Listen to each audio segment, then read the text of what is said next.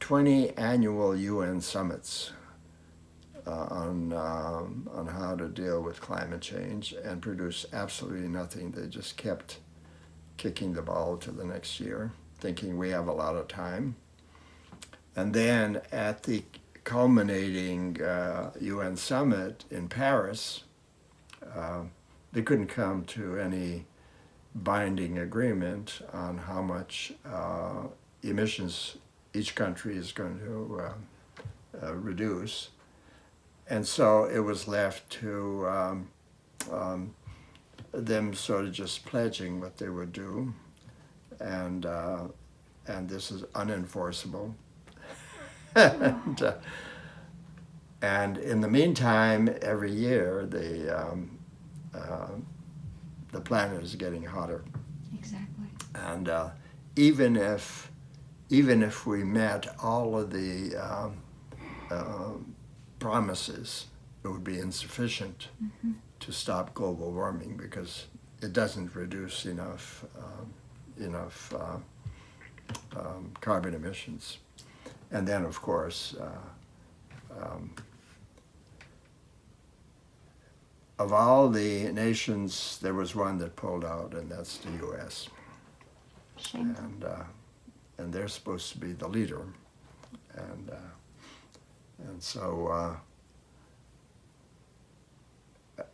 that's the opener I have, namely that totally irresponsibility, and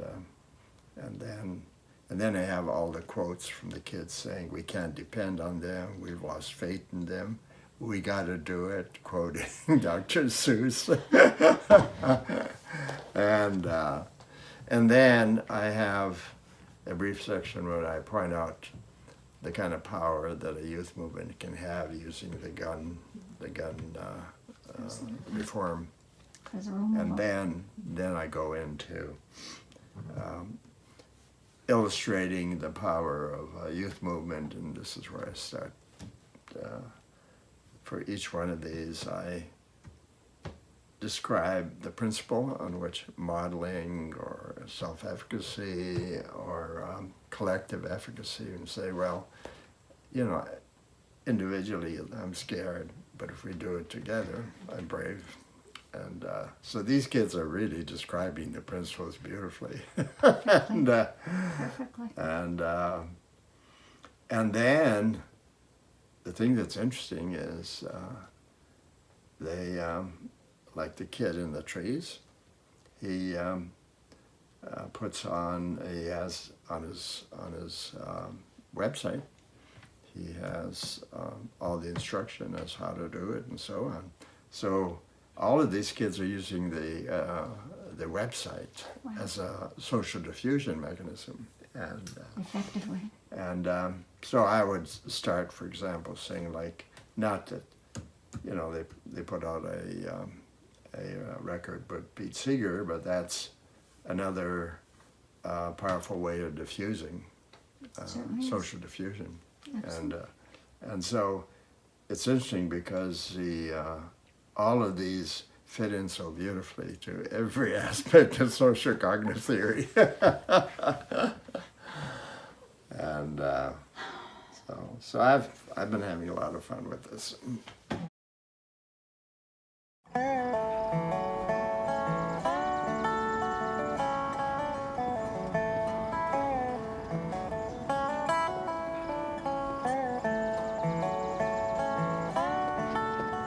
We're really, really close. We've been really close since like kindergarten. Working as a team it gives you much more courage than if you're just working as an individual. If you're alone, it's always scary.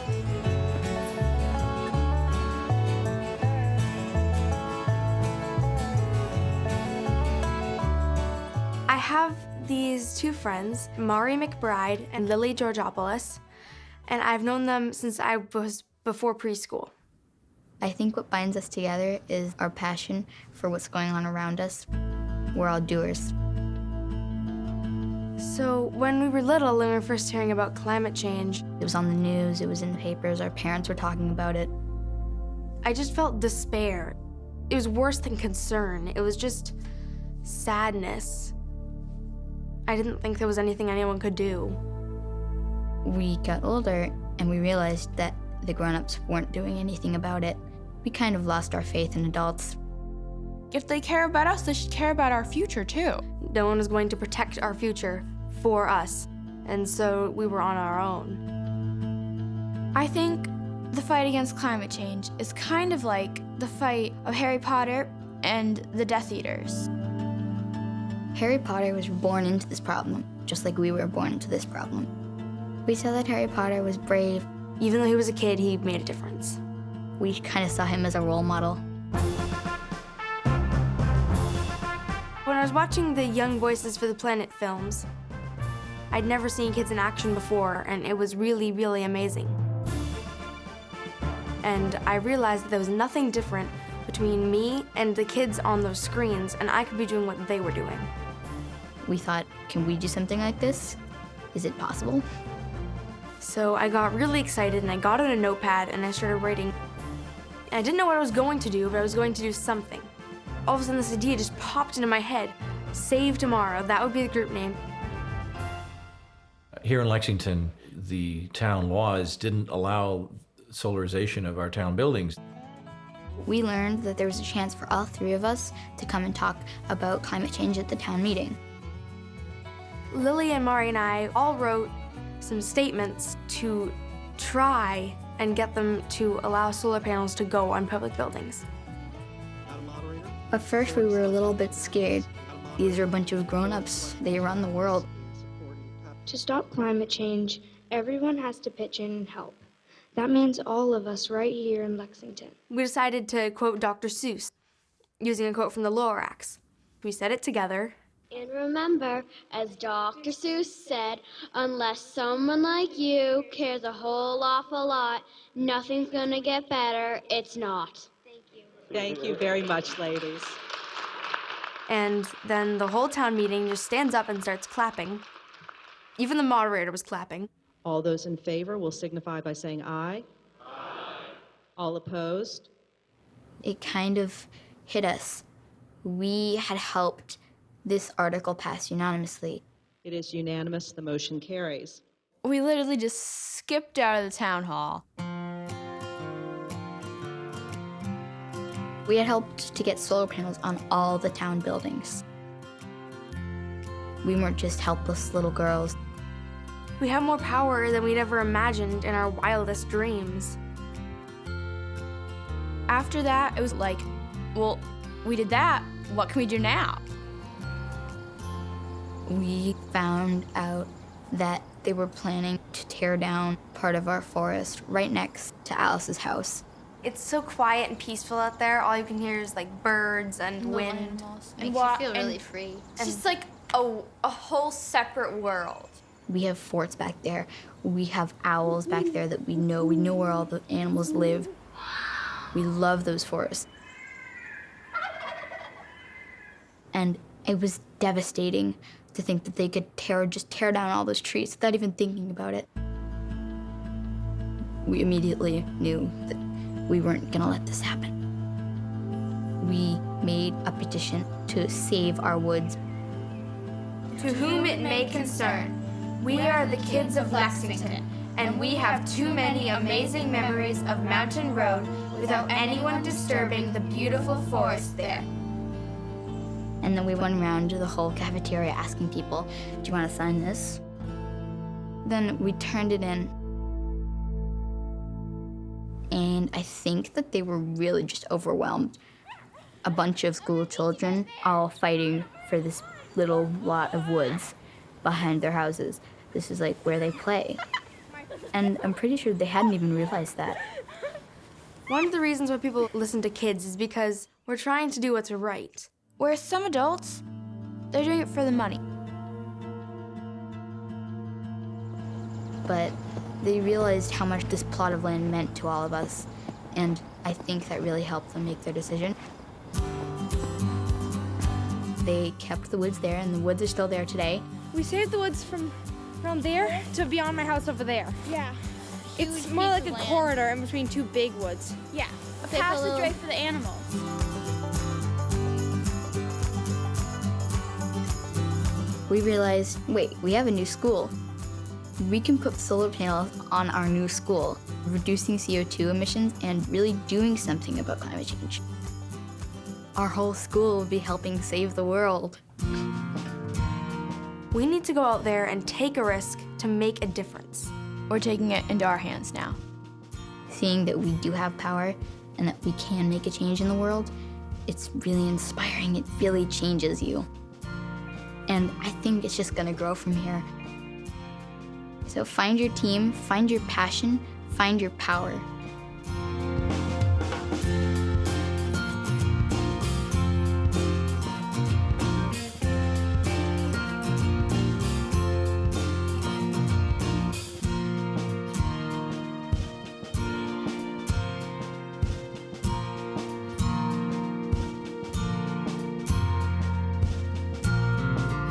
We could power our whole town on clean solar energy.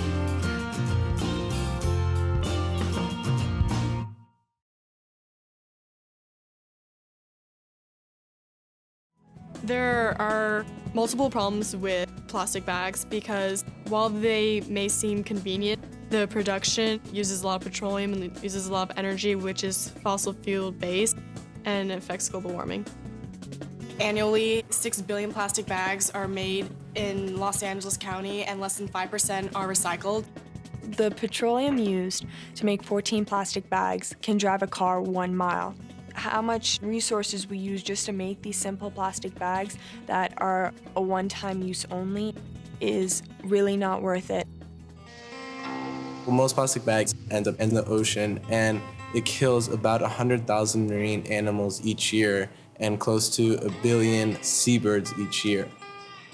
What happens is they turn into small bits and go into the ocean, and different sea animals mistake it for food, and then it ends up in their stomach, and sadly, they die. Most of what Team Marine did was community outreach, so we went in the community to educate others. We've done everything from participating in beach cleanups to actually hosting our own marches against plastic bags, to testifying at City Council, to creating a video for others to watch and posting on YouTube. Hi, I'm Milo. I'm here in Washington as part of my international speaking tour. I'm going to give a briefing on the Hill about my project to reduce the number of disposable plastic straws we use and throw away. It seems extremely wasteful to make a product that we will use for less than 15 minutes, but that will be here on Earth, somewhere on Earth, long after my own grandchildren are born. These straws are sitting in a landfill or turning up as litter on our countrysides, floating in our streams, winding up in those huge islands of plastic trash in our oceans.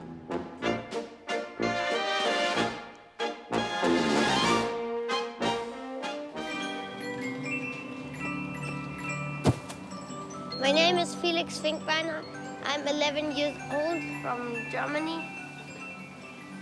2 years ago, after the warm winter, my teacher asked me to give a presentation about the climate crisis. Felix came home and said, hey, I have to make a PowerPoint presentation next week. I said, but you need Papa. I have no idea how to do that.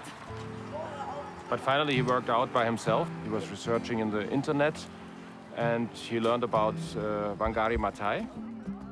I found out that Wangari Maathai planted 30 million trees in Africa in 30 years. So I thought if Wangari Maathai can plant 30 million trees, we students in Germany can also plant 1 million trees. He probably didn't think what 1 million is, and he probably didn't think what he will do to his parents, because it's a lot of work right now. I got a lot of help from my parents. I don't think I could have done it without them. This is the first tree we have planted. It's an apple tree. This tree was that size when we planted it 2 years ago. Each tree that we plant takes up 10 kilos of CO2 every year. And each tree is a symbol for climate justice. We've already done 6 Plant for the Planet Academies. At the academies, there are scientists giving presentations. Sometimes I'm giving presentations. My presentation is about climate justice. Climate justice means that every person in the world is allowed to pollute the air with 2 tons of carbon. Not as today, that an US American pollutes the air with 20 tons of carbon a year. An average German or European 10 tons of carbon a year. An African, a half a ton. Vorträge machen in den Schulen und After going to a Plant for the Planet Academy, learning about giving presentations and learning about planting trees, every ambassador gets information to make their own presentations. Thank you very much for taking part at this weekend for being a climate ambassador. Remedy for climate change. That there are different routes to it, and the creative work of these kids illustrate the diversity of paths you can take to try to affect climate change. And but in addition to that, we need to form a youth environmental movement in which they now have to address the electoral issue, namely they got to get involved in having youth vote, in which they shall be able to influence who's in Congress and elect people who are going to be sympathetic to all efforts at environmental change. And so it's been fascinating both to although I want to keep going back to get the quotes and so on, but it's you never tire of these kids, so pure and uncontaminated and so effective. Powerfully so. Yeah. Powerfully so. That adults melt when they stand there and say, this is the woods where we play, and the animals, you don't want to cut that down. Boom. Or why should you have a law where you ban panels from public buildings? Ban. Right. And then, since we did it there, why can't we do it in our school? And then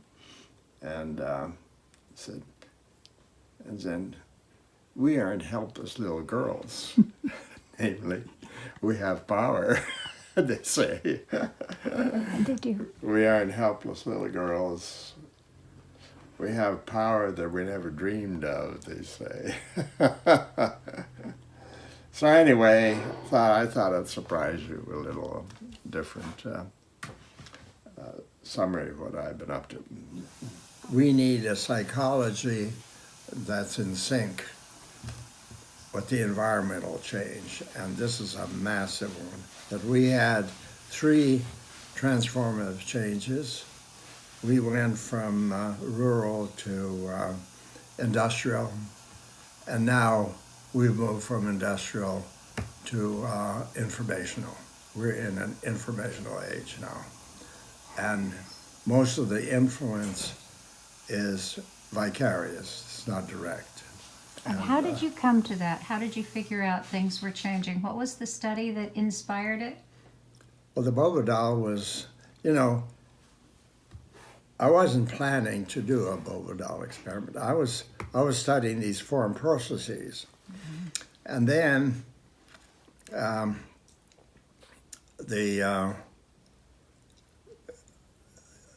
I suddenly realized this society is changing.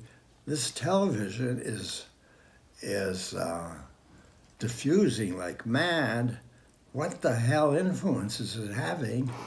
And that's when I said, I was studying it, I said, I can add another condition, which was the BoBo Doll. And that's when I was being invited to the Senate, and then the other had federal systems where they had an ad in which they used the same stuff from the Three Stooges, where they were banging one on the head, and then they'll get some solution, some treatment for it. And then they said, you know, there are a lot of people, a lot of kids who are ending up at orthopedic clinics because they're looking at these ads in which you're doing these fantastic things, you know, with bikes and so on. And they said, I think we can use your research to get those damn things off the air, which they did. You see? That's fantastic. And then I point out that one morning, you know, I get a call from Miguel, you know, and Miguel said, you know, I read your BoBo Doll experiment, I extracted X number of principles, and now I'm achieving society-wide change. He said, would it be okay if I come down here and show you my videos? And I thought, oh yeah, this is one of these things. He's going to have a 2-hour film, and that's going to change behavior. Yeah. I looked at this and said, good God, this is the most creative stuff I've seen. Yeah. And that's when we decided we could collaborate in addressing climate change. It's fantastic. And and then I was arguing that you need three models to affect society-wide change. You need a damn good theory, and I could provide that. You need a clever guy who could translate theory into practice, and that was Miguel. But we didn't have the facilities or the knowledge of how we diffuse this. Now do we have it?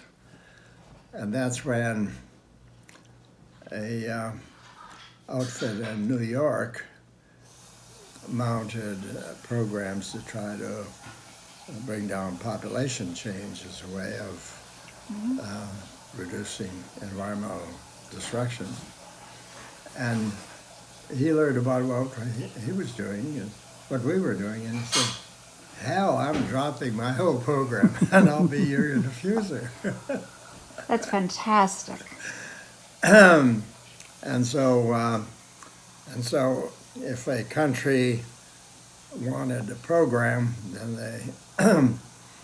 they got contact with my diffuser, and then they send a staff to that country to create a serial drama appropriate to their country, using their staff as well. And so we've been doing this for about 15 years now. What are the countries that your serial dramas are in? In about half of the countries in Africa. Wow. And Africa will double its population in about 25 years. And so, and then we have a whole bunch of them in Latin America, Caribbean, we have in Asia, so we have them all over the place. It's fantastic. And, India too, right? India too. Yeah. Oh yeah, big one there. Well, you've got a bit of hope, and I'm going to ask you a leading question because you found that there is something unfolding, youth who have perhaps a voice we hadn't considered before. Do you want to talk a little bit about youth and how they might be able to address this? You see, we had 20 years of annual summitry by the UN for the nations of the world to decide how to reduce the CO2 emissions. They did absolutely nothing. And then they were going to make the grand commitment in Paris, and all they came up with is just some. So they picked some kind of changes, but these were unenforceable and unmeasurable, and so they actually did nothing there. And so they had, and even if they had matched those levels, it was not enough to reduce the continuing global effect. And then they met in Poland, and they didn't even, they were short of their insufficient pledges, so they gave pledges. So I concluded that we can't rely on adults. Great. My name is Owen. I've been in the Rivertown Kids for almost a year. I like that you can sing with Pete Seeger. That's my favorite part. Song is like an emotional language that everybody can understand.